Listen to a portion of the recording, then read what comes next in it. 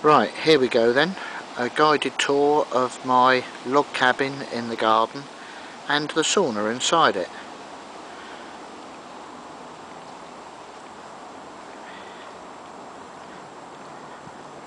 A quick review of the garden and the situation that it's in. There's my pool over there. It's now been drained of water for the winter time, but in the summer it's normally full to the brim. Back to the cabin.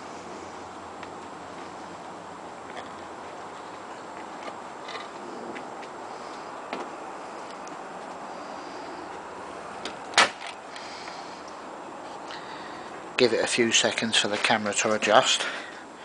I'll put the light on, that makes life easier.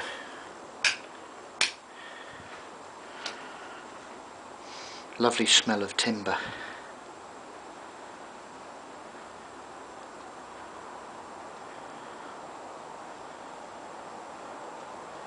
I'll pan up through to the roof. You can see the posh lights we've got up there. And the reclining chairs sitting at the back. Now that's the area where I may well situate the shower unit later. At the moment I utilise the shower that's mounted on the wall at the back of the house by the swimming pool. Right, here we go then.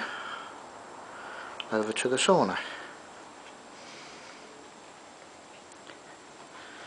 This is the remote control panel, which is located outside of the sauna. We use this to control the heat controls and the timer. Glass door.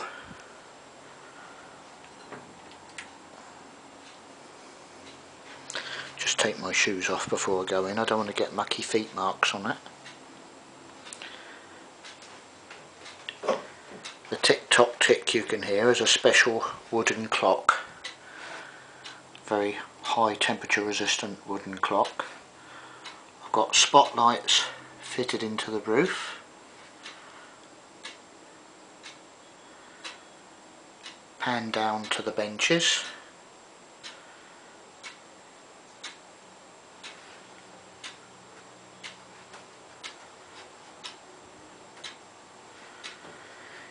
Here's the 9.5 kilowatt stove.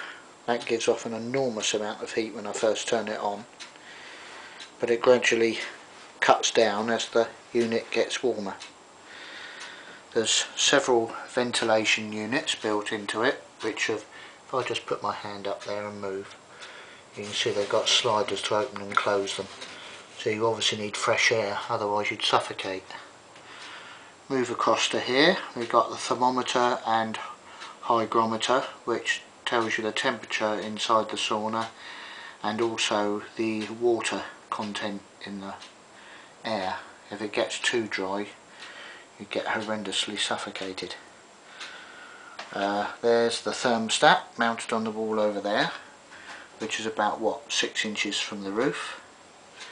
Now if I pan back now, just take a few steps back, you can see the benches, which extend 3 meters that way.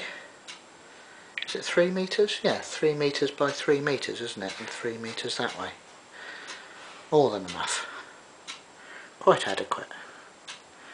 And it gets damned hot in here. Right, outside again. Give the camera a few seconds to adjust to the lighting.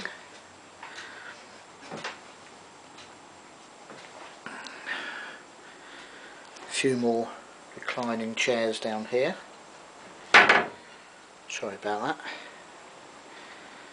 It's not a very nice day today. If I just stick this up against the window, you can see it's rather a wet and miserable day, but all the better for using the sauna.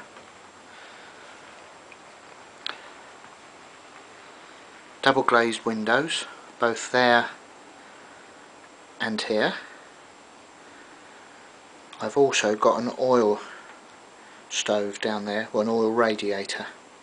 That should keep it nice and warm in the winter. I've got 2 power points, one over in that corner ignore the speakers, they've just been brought in from the rain. They're normally mounted on the outside wall for parties. And there's another power point over in the corner here, just behind this reclining chair. A table here on which we, this is a giveaway, on which we have a pot of sea salt and a pot of honey. That's liquid honey. Now, my Austrian friend Renata told me that this is a luxury they have over in Austria, where first you have a shower, then you go in the sauna, and once you've got your skin warmed up, you have another shower, hot shower, and then you cover yourself in sea salt. Into the sauna again, sweat for a little while, go and shower that off, then you come back in and cover yourself in molten honey, and then go and do it all again. Sounds wonderful. We've given it one go, and it's absolutely marvellous. Up here we have the multi-point fuse box and emergency trip, so if anything shorts out it immediately kicks out the electricity. Back outside the door again into the garden, and here we have the patio terrace area of the log cabin, and over there you can see the woodland which completely surrounds the back of my house, so I'm completely surrounded by woodland, so there's complete privacy. Absolutely wonderful.